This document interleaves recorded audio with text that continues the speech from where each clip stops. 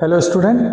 तो आज हम लोग फंक्शंस के कुछ और क्वेश्चंस लेकर आए हैं जो कि आपके मेंस और एडवांस में पूछे जा सकते हैं। बड़े अच्छे क्वेश्चंस हैं। क्वेश्चंस को देखिए। पहले आप क्या करेंगे, वीडियो को पॉज करिए, खुद से ट्राई करिए और उसके बाद सोल्यूशन को देखिए। Okay then, now come to this question. Question था कि let d be the number of integers in the range of the given function. तो एक कोई फंक्शन आपको एफ एक्स डिफाइन करना दिया गया था और कहा गया था कि d जो है वो नंबर ऑफ इंटीजर्स हैं इसकी रेंज में। तो सबसे पहले तो आपको इसके रेंज देखनी पड़ेगी कि fx की रेंज क्या है। तो आइए उसके लिए हम लोग क्या करें, ग्राफ बना लेते हैं fx का। तो अगर fx का ग्राफ अगर आप देखो गौर से बच्चों, तो कहता है जब x की वैल्यू -4 से -2 है तो उस बीच में ग्राफ की वैल्यू है -4। तो ग्राफ की वैल्यू है 4। जब -4 से let it be -4 and here it is -2 x की वैल्यू। तो यहां पे फंक्शन की वैल्यू है 4 और फिर -2 से 7 के बीच में ये मॉड x है। तो जब x की वैल्यू -2 होगी तो ये वैल्यू -2 मॉड x और ये 7 तक मॉड x जाएगा। Let it be 7। ये पॉइंट है 7, लेकिन आप देखिए ये 7 पे इक्वालिटी नहीं है तो यहां पे ओपन सर्किल बनेगा। फिर है x की वैल्यू जब 7 से 14 जा रही है, x की वैल्यू 7 से 14 है तो इसकी वैल्यू है √x। तो अब जब x की वैल्यू 7 होगी बच्चों तो ये क्या दे देगा, √7। √7 की वैल्यू कितनी होगी, it is around 2 point something. और जब ये 14 होगा तो √14, तो this comes out to be around 3 point something. तो 2 पॉइंट समथिंग से 3 पॉइंट तक जाएगा। तो बेसिकली वो कुछ ऐसे जाएगा ग्राफ। तो अब इसमें कह रहा है इंटीजर इसकी रेंज में। तो फंक्शन की जो रेंज है वो बच्चों कहां से कहां तक जा रही है, इंटीजर में अगर मैं देखूं तो 0 से ओपन ब्रैकेट 7 तक जा रही है fx की रेंज। कहां से कहां तक जा रही है, 0 से ओपन ब्रैकेट 7। तो इसमें इंटीजर कितने होंगे, 7 इंटीजर्स हो जाएंगे। तो वो कहता है let d be the number of integers in the range of this function. तो d की वैल्यू बच्चों कितनी आ जाएगी, 7, क्योंकि total number of integers in the range of the function fx is 7। तो आई होप ये आपको समझ में आया होगा कि किस तरीके से ये 7 आया है। अब आपसे क्या कह रहा है, also the root of this equation are alpha and beta where alpha is less than to d minus 3 minus 4 less than d minus 3 minus 2 less than beta।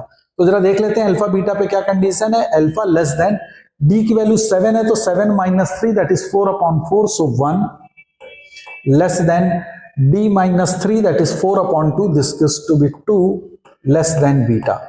तो कंडीशन है कि जो गिवन क्वाड्रेटिक इक्वेशन है x² + mx - 4m + 20 और इसके root alpha beta है, इनकी value एक रूट जो है वो 1 से छोटा है और दूसरा रूट 2 से बड़ा है।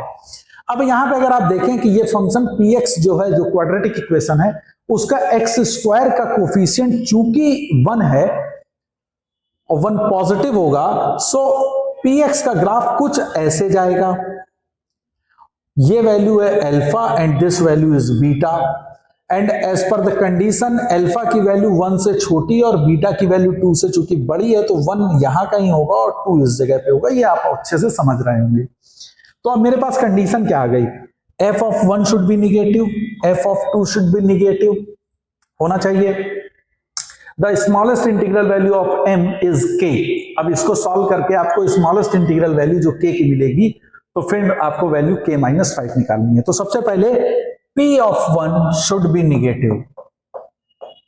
अब p(1) की वैल्यू निगेटिव होने के लिए आप क्या हो जाएगा, x की वैल्यू 1 बच्चों पुट कर दीजिए, तो that is 1 + m - 4m + 20, this should B negative.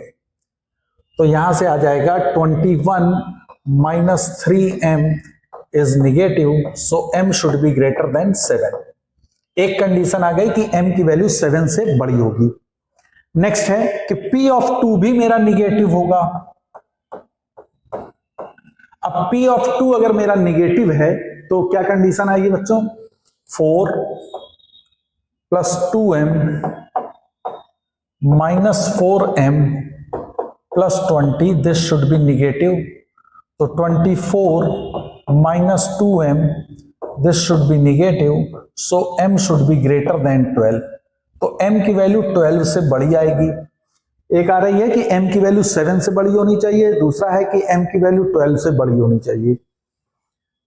और चूंकि यहां पे ऑलरेडी उसने दे रखा है कि अल्फा और बीटा इसके रियल रूट हैं, तो आप अगर चाहें तो रियल रूट की कंडीशन इसमें लगा सकते हैं कि b square minus 4ac is greater than 0। चूंकि डिस्टिंक्ट दोनों रूट हैं तो d should be greater than 0।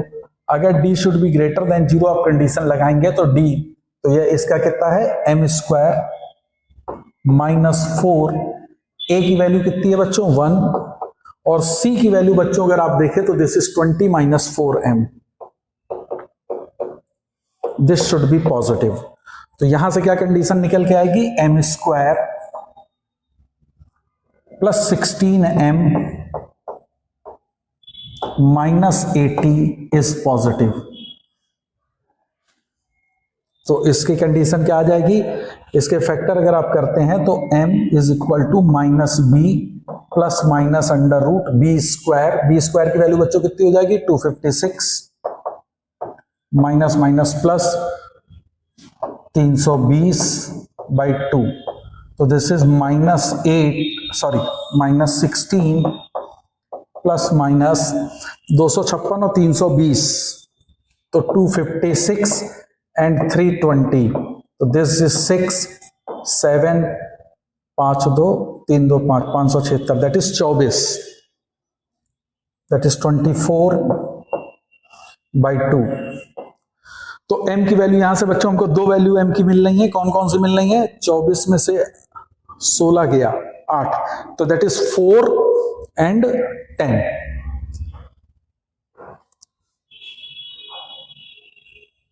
Six and 10, sorry this is 6 and 10, तो यहां से आ जाएगा माइनस 10 है, 24 6 30 और 10 40 बटे 2, that is minus 20, I am sorry minus 20 and 4। तो यहां पे m की वैल्यू क्या मिली बच्चों 2, तो m क्या होना चाहिए, यहां पे m की वैल्यू माइनस 20 से छोटा होगा या m की वैल्यू 4 से बड़ी होगी, इसको आप चेक कर लीजिएगा एक बार। तो this gives you m either less than minus 20 और m इज ग्रेटर देन 4। तो इन तीनों कंडीशन को सेटिस्फाई करने वाला जो मुझे m मिलेगा that is m should be greater then 12। तो m की वैल्यू 12 से बड़ी होनी चाहिए। अब वो कह रहा है smallest integral value of m is k, तो m की स्मॉलेस्ट इंटीग्रल वैल्यू बच्चों क्या हो जाएगी 13, क्योंकि वो 12 से बड़ा है, तो नेक्स्ट इंटीजर मेरा जो होगा वो 13 होगा, which will be the smallest integral value for m। So k की वैल्यू हो जाएगी 13, और आपसे पूछा गया what is the value of k minus 5, तो k माइनस 5 की वैल्यू बच्चों आ जाएगी 8, तो इसका करेक्ट आंसर था 8। तो इसमें एक अच्छा क्वेश्चन था, बेसिकली क्वाड्रेटिक इक्वेशन की कंडीशंस को सेटिस्फाई कराना था और इसकी रेंज को फाइंड आउट करना था। तो आई होप आपको ये सॉल्यूशन समझ में आया होगा। नेक्स्ट क्वेश्चन देखते हैं बच्चों।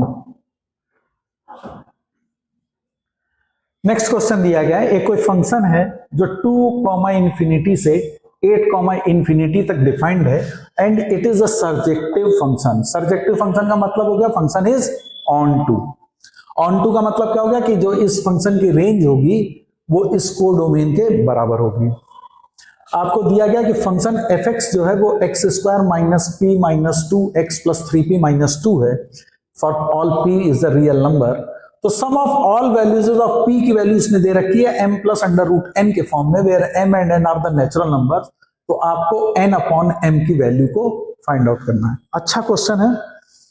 तो सबसे पहले आप क्वेश्चन को देखें, तो क्वेश्चन है एफ एक्स। तो एफ एक्स को बच्चों देखो क्या है, that is x square minus p minus 2 times of x plus 3p minus 2। ये आपको फंक्शन दिया गया है, कोई एक फंक्शन एफ एक्स है। अब कह रहा है कि इस फंक्शन के जो वैल्यू है वो 8 टू इंफिनिटी जा रही है, 8 टू इंफिनिटी है रेंज इसका, इस फंक्शन की रेंज। ओके, अब जरा गौर करिए, इस फंक्शन का a मतलब एक्स स्क्वायर का जो कोफिशिएंट है वो तो 1 है, और इसका b जो है वो है माइनस b की वैल्यू है माइनस ऑफ p माइनस 2। तो इस फंक्शन f(x) का जो वर्टेक्स होगा वो वर्टेक्स बच्चों क्या हो जाएगा, माइनस बी अपॉन 2a होता है। तो माइनस बी करोगे तो p minus 2 upon 2 comma d by a. तो basically minus of p minus 2, तो that is p minus 2 upon 2।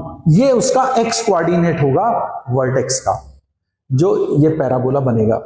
अब जरा गौर करिएगा, देखिए उसने कहा है कि 2 to infinity it goes to 8 to infinity. तो देखिए अब दो पॉसिबिलिटीज बन सकती हैं। क्या क्या पॉसिबिलिटी होगी, यहां है 2, x मेरा 2 से इंफिनिटी जा रहा। एक पॉसिबिलिटी क्या होगी, जब मेरा वर्टेक्स p माइनस 2, मतलब जो वर्टेक्स का जो x कोऑर्डिनेट है, ये बहुत अच्छा क्वेश्चन है बच्चों, x कोऑर्डिनेट ये 2 से छोटा होगा, तो उस समय मेरा फंक्शन कुछ ऐसे जा रहा होगा। तो in this particular case minimum value हमको कहां पे मिलेगी, 2 पे, और मैक्सिमम वैल्यू इंफिनिटी पे। और एक कंडीशन मेरी ये हो सकती है कि मेरा वर्टेक्स जो है वो 2 से बड़ा हो, तो उस समय मिनिमम वैल्यू मेरी कहां पे मिलेगी, उस वर्टेक्स पे मिलेगी। तो दो केस हमारे पास बनेंगे।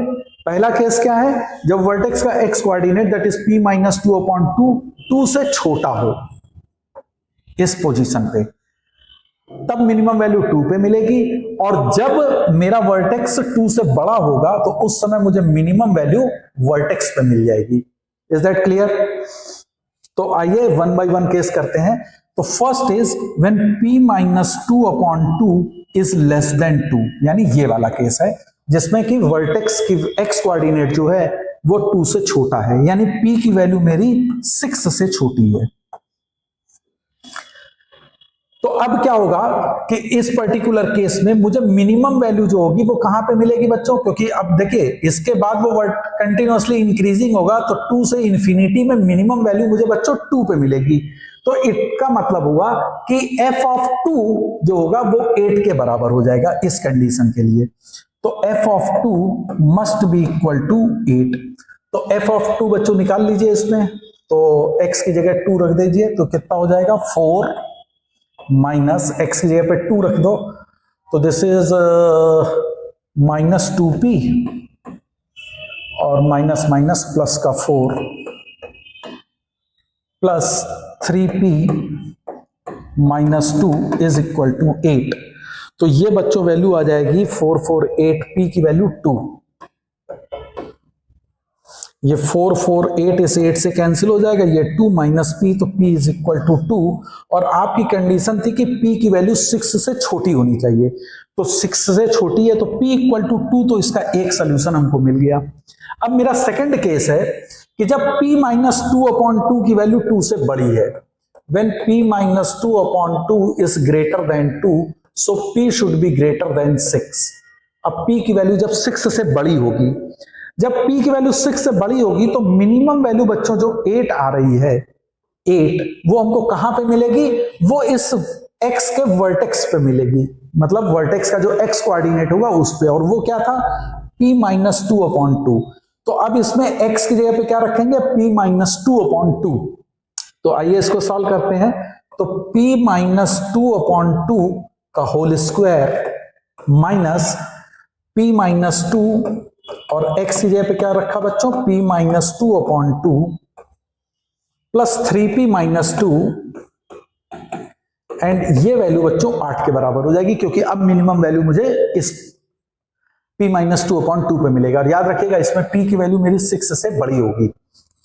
तो पूरे इक्वेशन को 4 से मल्टीप्लाई कर दो, तो ये आ जाएगा p माइनस 2 का whole square minus 2 times p minus 2 का होल स्क्वायर प्लस 4 से मल्टीप्लाई करोगे तो दिस इज 12p, ये हो जाएगा 8 2 10 into 4 40।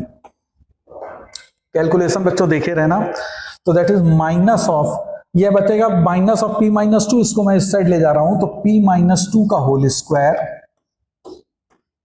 Minus 12p plus 40 is equal to 0। इसको अगर ओपन कर लो तो ये आ जाएगा p square -4p -12p -16p plus का होगा 4 और ये 4 तो 44 इज इक्वल टू 0। तो p square -16p + 44 is equal to 0। तो अब इस इक्वेशन को अगर मैं सॉल्व करता हूं तो p की वैल्यू बच्चों क्या आ जाएगी, p is equal to -b that is 16 plus minus √b square, 16 का स्क्वायर इज 256 माइनस 4ac, तो 44 इंटू 4, 44 इंटू 4, 4 × 16 6, 1 4 × 16 17, 176, तो -176 अपॉन 2a। तो p की वैल्यू बच्चों यहां से आ जाएगी 8 प्लस माइनस ये बच्चों कितना आएगा 256 में 176, 256 में से 176 सब्ट्रैक्ट कर दो दैट इज 0, 80, 16 पंचे 80 that is 4√5 that is 2√5। I think ये आपको कैलकुलेशन चेक कर लीजिएंगे। तो p की दो वैल्यूज यहां से आई दैट इज 8 + 2√5 एंड 8 - 2√5। अब चूंकि p की वैल्यू 6 से बड़ी है तो ऑब्वियसली 8 - 2√5 एप्लीकेबल नहीं होगा। तो इसमें जो मेरे को p का सोल्यूशन आएगा बच्चों that comes out to be 8 + 2√5, 8 + 2√5 ये आ गया p की। तो अब हमारे पास p की दो वैल्यू हैं, एक है p = 2 और एक है p = 8 + 2√5। इन दोनों का अगर आप सम करते हो तो देखिए क्या बन रहा है आपका 10 + 2√5। तो p की दोनों का मैं यहां पे लिख रहा हूं, p के दोनों का वैल्यू का सम जो है दैट इज 10 + 2√5, जिसको मैं लिख सकता हूं 10 + √40 और यह है m + √n where m and n belongs to natural number. तो n/m की वैल्यू, तो n/m की वैल्यू आप निकाल सकते हैं, सॉरी 2√5 को मैं ले जाऊंगा अंदर तो 2 दूनी 4 पंचे 20, इट शुड बी 20।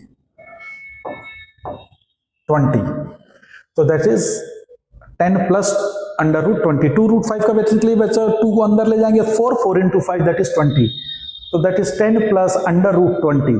तो n की वैल्यू बच्चों अगर इससे कंपेयर करो तो n की वैल्यू कितनी है 20 और m की वैल्यू है 10। आपसे पूछा गया था n/m, तो इसकी वैल्यू आ जाएगी 2। तो इसका करेक्ट आंसर होगा 2। एक अच्छा क्वेश्चन था जो कि वर्टेक्स, पैराबोला के वर्टेक्स पे डिसाइड करना था आपको, और बहुत अच्छी कंडीशन दी गई थी कि ये एक सर्जेक्टिव फंक्शन है। तो आपको ध्यान रखना था कि इसकी रेंज जो होगी वो इस कोडोमेन के बराबर होगी, तो फंक्शन की मिनिमम वैल्यू कहां पे लाई करेगी इसको ध्यान देना था। एक अच्छा क्वेश्चन था। नेक्स्ट क्वेश्चन देखते हैं। क्वेश्चन आपको दिया गया, इस तरह के क्वेश्चन भी बहुत पूछे जाते हैं कि range of the function is given is -4 to 3, then the value of m² + n², और एक फंक्शन आपको दिया गया है।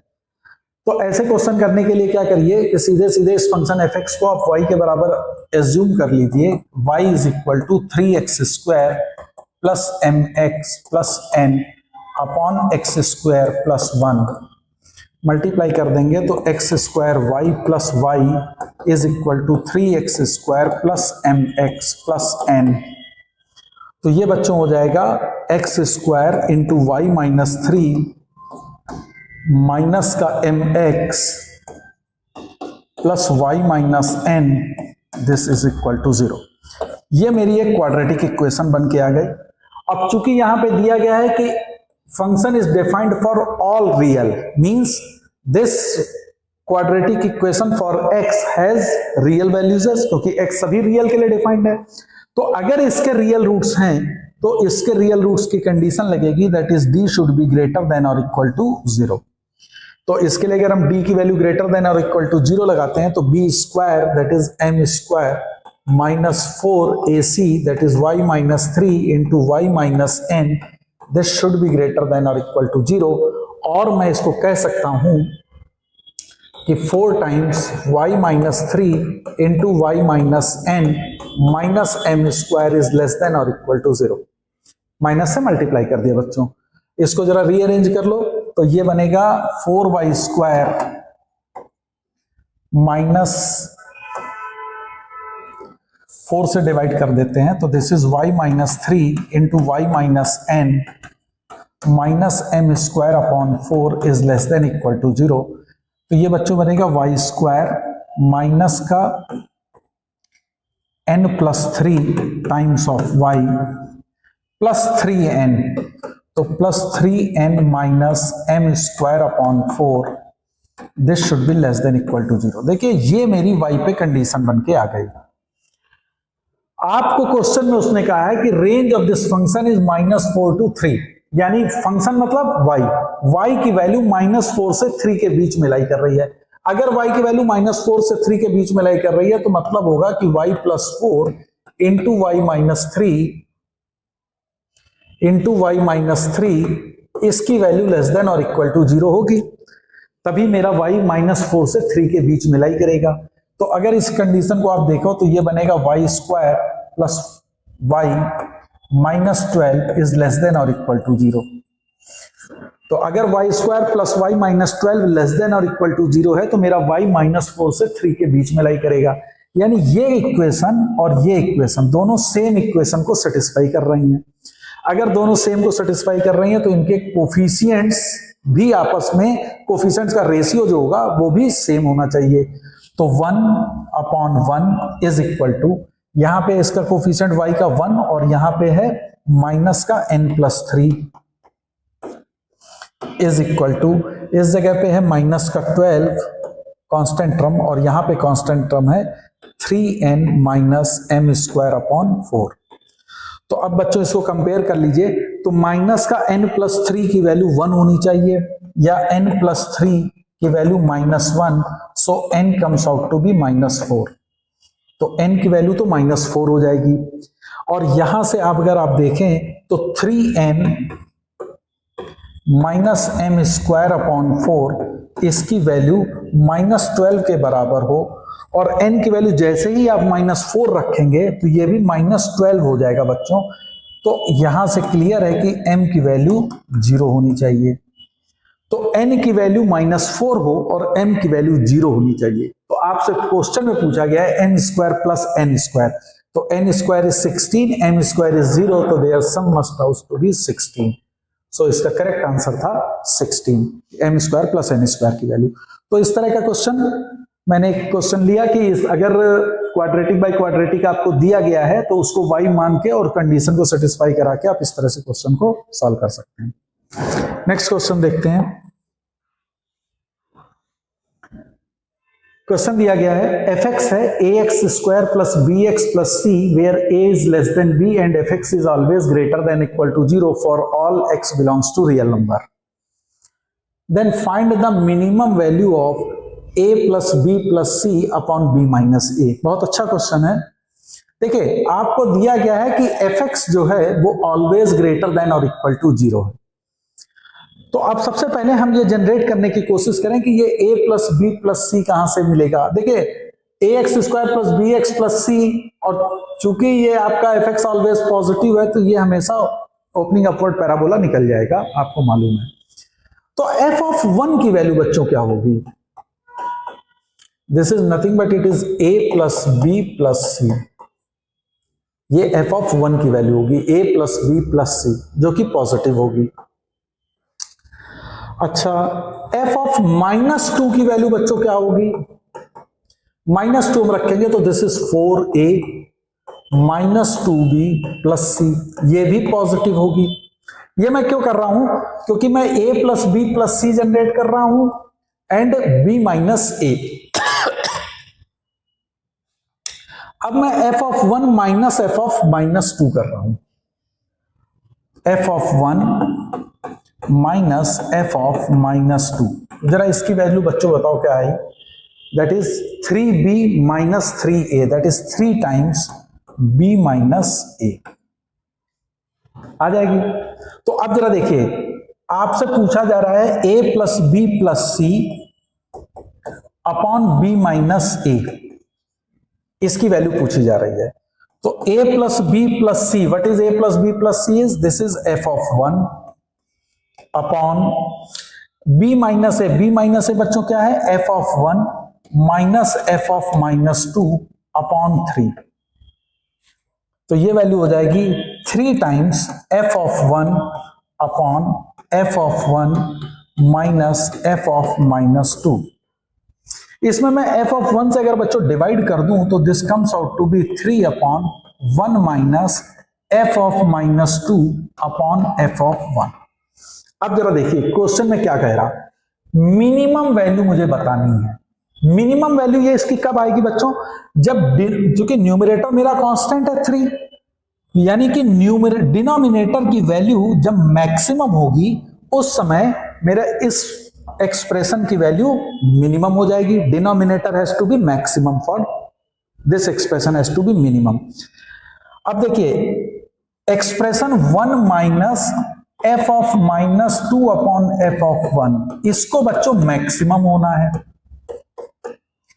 अच्छा, ये मैक्सिमम होने के लिए इसकी वैल्यू क्या होनी चाहिए, ऑब्वियसली चूंकि ये मैं सब्ट्रैक्ट कर रहा हूं तो f of -2 upon f of 1 इसकी वैल्यू मिनिमम होनी चाहिए, तभी हमको क्या मिल सकता है, इसकी मैक्सिमम वैल्यू मिलेगी जब ये मिनिमम होगा। अब सिंस ये दोनों वैल्यू पॉजिटिव ही होंगी तो इसकी मिनिमम वैल्यू मुझे क्या मिल सकती है, वो 0 हो सकती है। तो ये इसकी मिनिमम वैल्यू 0 हो सकती है। अगर ये वैल्यू 0 हो जाती है तो इस फंक्शन का जो मैक्सिमम वैल्यू डिनोमिनेटर है उसकी मैक्सिमम वैल्यू बच्चों कितनी मिलेगी, 1 मिलेगी। तो इस फंक्शन की जो मिनिमम वैल्यू, जो एक्सप्रेशन दिया गया है a plus b plus c upon b minus a, इसकी मिनिमम वैल्यू कितनी हो जाएगी, this comes out to be 3। ये एक बहुत ही अच्छा क्वेश्चन था। आई होप आपको ये चीज समझ में आई होगी। बेसिकली मेरे को इसमें a प्लस बी प्लस सी कैसे जनरेट करना था और b माइनस ए किस तरह से जनरेट करना था, x की कौन सी वैल्यू को यूज करते हुए, and fx is greater then और इक्वल टू 0 है तो वो कंडीशन ध्यान रखिएगा। तो इसको ध्यान रख के मैंने ये क्वेश्चन लिया, ये क्वेश्चन बहुत अच्छा था, तो आई होप आपको इसका सोल्यूशन समझ में आया होगा। ओके देन, तो come for the next question.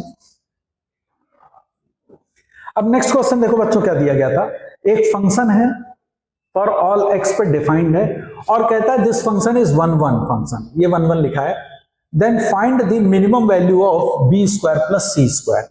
अब देखिए मैंने आपको पहले ही बताया है कि जब कभी भी आपको 1 1 फंक्शन की बात करता है, मैनी वन फंक्शन की बात करता है, तो इसके लिए आप सबसे पहला काम करिए कि फंक्शन को डिफरेंशिएट करके चेक करिए कि मेरा फंक्शन स्ट्रिक्टली इंक्रीजिंग और स्ट्रिक्टली डिक्रीजिंग आ रहा कि नहीं। अगर फंक्शन स्ट्रिक्टली इंक्रीजिंग या डिक्रीजिंग है तो function must be a 1 1 function. तो चूंकि यहां पे आपको दिया है कि फंक्शन 1 1 है, इट मींस कि फंक्शन स्ट्रिक्टली इंक्रीजिंग या स्ट्रिक्टली डिक्रीजिंग होगा। और स्ट्रिक्टली इंक्रीजिंग या स्ट्रिक्टली डिक्रीजिंग के लिए क्या कंडीशन होती है कि उसका डेरिवेटिव आइदर ग्रेटर देन 0 होगा और लेस देन 0 होगा। तो चलिए आपको इसी चीज को ध्यान रख के अब इसको स्टार्ट करते हैं। तो fx मेरा गिवन है x cube plus 3x square plus 4x plus, अब देखिए यहां पे लिखा है b sine x plus c cos x। मैं इसको लिख सकता हूं, ध्यान दीजिएगा, under root b square plus c square sine of x plus alpha. क्या करा, under root b square plus c square से मल्टीप्लाइड एंड डिवाइड कर दिया, तो आप इसको समझ गए होंगे। तो this is under root b square plus c square sine of x plus alpha, जहां पे b upon under root b square plus c square की वैल्यू कॉस एल्फा के बराबर है। ओके, तो दिस इज योर fx। अब इसको चूंकि ये फंक्शन 1 1 आपको गिवन है तो इसका डेरिवेटिव मैंने निकाला, f prime x, what is it, 3x square plus 6x plus 4 plus under root b square plus c square cos of x plus alpha. इसको मैं लिख सकता हूं 3 times x square plus 2x plus 4/3 plus under root b square plus c square cos of x plus alpha. अब जरा देखो इसको गौर करो, तो इसको कैसे लिख सकते हो बच्चों, 3 टाइम्स x प्लस 1 का होल स्क्वायर, तो यहां पे -1 प्लस 4/3, तो this is plus 1/3। Okay, plus under root b square plus c square cos of x plus alpha. अब ये वैल्यू अगर आप लिखना चाहो तो ये हो जाएगा 3 टाइम्स x प्लस 1 का whole square plus 1 plus under root b square plus c square cos of x plus alpha. ये आ गया मेरा f प्राइम x। अब जरा गौर करिएगा, अब ये वैल्यू हमेशा ग्रेटर देन 0 होनी चाहिए। अब देखिए 3 टाइम्स x प्लस 1 का होल स्क्वायर, इसकी वैल्यू ऑलवेज ग्रेटर देन और इक्वल टू 0 हो सकती है क्योंकि ये किसी नंबर का पॉजिटिव है, स्क्वायर है। अब देखो जब x की वैल्यू -1 होगी बच्चों तो ये वैल्यू मिनिमम वैल्यू 0 ले लेगा, उस समय ये 1 हो गई। अब इसको चूंकि पॉजिटिव होना है तो under root b square plus c square की वैल्यू को हमेशा 1 से छोटा होना चाहिए, क्योंकि उस कंडीशन पे जब ये 0 होगा तो ये क्या बनाएगा बच्चों, 1 plus under root b square plus c square into cos. अब चूंकि x की वैल्यू -1 पे हो रहा है तो अल्फा -1 होगा। ध्यान से समझो, अब ये की value greater than equal to 0 होगी। कॉस की वैल्यू कभी भी 1 से बड़ी नहीं हो सकती है, तो अगर B square plus c square के अंडर रूट की वैल्यू 1 से छोटी हो जाए तो ये वैल्यू हमेशा पॉजिटिव आ जाएगी, क्योंकि ये -1 किसी समय अटेंड कर सकता है। तो under root b square plus c square has to be less than और इक्वल टू 1। तो अब आपसे क्वेश्चन में पूछा जा रहा है maximum value of b square plus c square, तो b square plus c square की मैक्सिमम वैल्यू कितनी हो जाएगी बच्चों, 1 हो जाएगी। आई थिंक ये चीज आपको समझ में आई होगी कि अगर इसकी वैल्यू पॉजिटिव होनी है, कॉस मैक्सिमम -1 ले सकता है। उस कंडीशन पे भी जिस समय कॉस मैक्सिमम -1 लेगा तो under root b square plus c square की value positive 1 plus this function की वैल्यू को पॉजिटिव बनाने के लिए under root b square plus c square की वैल्यू 1 से छोटी होनी चाहिए। तो इसलिए under root b square plus c square should be less than 1। Equality पे ये इक्वल टू 0 हो जाएगा। तो दिस इज ग्रेट। तो अब आपसे क्वेश्चन में पूछा गया इसकी मैक्सिमम वैल्यू, तो मैक्सिमम वैल्यू बच्चों में कितनी हो सकती है, 1 हो सकती है। Now come to the next question. Next question आपको दिया गया था कि एक फंक्शन है f from r to r और डिफाइन है कि f ऑफ 1 की वैल्यू 2 है, f of x plus y की वैल्यू डिफाइन कर रखी है और f प्राइम 2 की वैल्यू कहता है कि है k ln 2, then find the value of k। अच्छा क्वेश्चन है। इस तरह का क्वेश्चन फंक्शनल इक्वेशन पे बेस्ड एक क्वेश्चन है, तो इसको कैसे सॉल्व किया जाए। तो देखिए क्वेश्चन में आपको दिया गया है f of x plus y is equal to 2 to the power x f of y plus 4 to the power y f of x। और आपको एक कंडीशन दी गई है कि f ऑफ 1 की वैल्यू 2 है। मैं इसमें x और y को बच्चों इंटरचेंज कर रहा हूं, तो this is f of y plus x। क्योंकि हमें कुछ भी अभी ऑप्शन समझ में नहीं आ रहा कि इसको क्या करा जाए, तो x और y को इंटरचेंज करके देखते हैं एक बार क्या बनता है। तो दिस इज जहां x है वहां y रख दो, जहां y है वहां x। तो this is 2 to the power y f of x plus 4 to the power x f of y। अब दोनों को हम ऐड कर रहे हैं, ऐड नहीं कर रहे हैं। अब देखिए ये है f of x plus y और ये भी f of x plus y, it means right hand side दोनों का सेम होगा। तो देखो क्या बनेगा बच्चों, 2 to the power x F y plus 4 to the power y F x, इसकी वैल्यू है 2 to the power y F x plus 4 to the power x F y. तो f ऑफ x वाले को एक तरफ ले जाते हैं, f ऑफ y वाले को एक साइड लेके आ रहे हैं। तो इसको मैं लिख सकता हूं 4 to the power y minus 2 to the power y F X is equal to 4 to the power x minus 2 to the power x F Y. या मैं इसको कह सकता हूं कि this can be written as F X upon 4 to the power x minus 2 to the power x is equal to F Y upon 4 to the power y minus 2 to the power y is equal to some constant that is k। तो ये clear है इससे कि fx जो होगा, this fx is nothing but it is k times 4 to the power x। ये k चूंकि यहां पे भी k दिया है तो इसको बेटा लेमडा मान लेते हैं अपन, कंफ्यूज ना हो। So this is lambda times 4 to the power x minus 2 to the power x। ये आपको दिया है F X is equal to lambda times 4 की power X minus 2 to the power X. अब क्वेश्चन में इसने दिया है F of 1 is equal to 2, तो put X is equal to 1, तो F of 1 is equal to 2 is equal to lambda times X की value 1 रखेंगे तो दिस इज 4 माइनस 2, तो यहां से लैम्डा की वैल्यू बच्चों कितनी आ जाएगी 1। अब लैम्डा की वैल्यू बच्चों हमको 1 आ गई है, तो मेरा एफ एक्स जो होगा this F X is nothing but it is 4 की पावर एक्स माइनस 2 की पावर एक्स। आपको दिया गया एफ प्राइम एक्स, तो एफ प्राइम एक्स बच्चों क्या होगा, ए की पावर एक्स का डेरिवेटिव क्या होता है, दिस इज 4 की पावर एक्स ln 4 माइनस 2 की पावर एक्स ln 2। अब ये देखिए ये बनेगा 2 टू द पावर 2x, या सिंपल आप लिख लीजिए एफ प्राइम एक्स।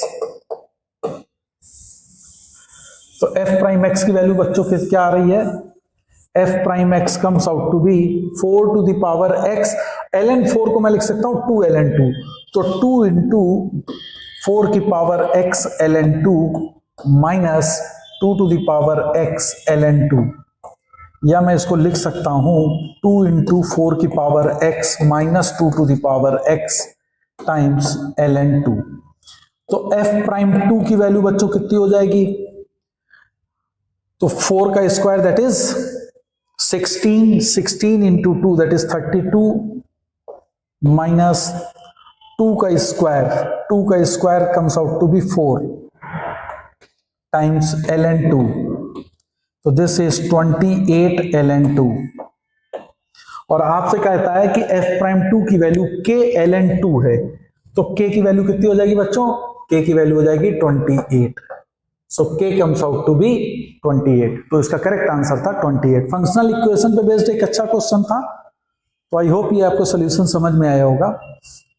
तो ये कुछ क्वेश्चंस मैं लेके आया था जो कि फंक्शंस पे बेस्ड थे और अच्छे क्वेश्चंस थे। तो इसी तरह से नेक्स्ट वीडियो में हम लोग किसी नए टॉपिक पे अच्छे अच्छे क्वेश्चंस को लेकर आएंगे, तो आप हमारे वीडियोस को देखते रहिए और अपनी जेईई मेंस और एडवांस की जर्नी में मेरे साथ बने रहिए। आई होप कि आपको ये सारे क्वेश्चंस बहुत अच्छे से समझ में आएंगे। इसको आप फिर से प्रैक्टिस जरूर करिएगा, खुद से सॉल्व करिए। अगर कोई दिक्कत आ रही है तो आप मेरे को कमेंट में पूछिए, किसी पर्टिकुलर टॉपिक में या किसी कॉन्सेप्ट को लेकर आपको कोई प्रॉब्लम आ रही है आप मेरे को कमेंट करिए, मेरे से पूछिए, क्योंकि जितना ही आप मेरे से इंटरेक्ट करेंगे उतना ही मेरे को और इंकरेजमेंट मिलता है आप लोगों के लिए और अच्छे अच्छे वीडियोस, अच्छे अच्छे क्वेश्चन को सर्च करने के लिए। तो आप मेरे वीडियोस को देखते रहिए, मेरे चैनल को सब्सक्राइब करिए, मुझे फॉलो करिए। तो I hope you will do your best. Thank you.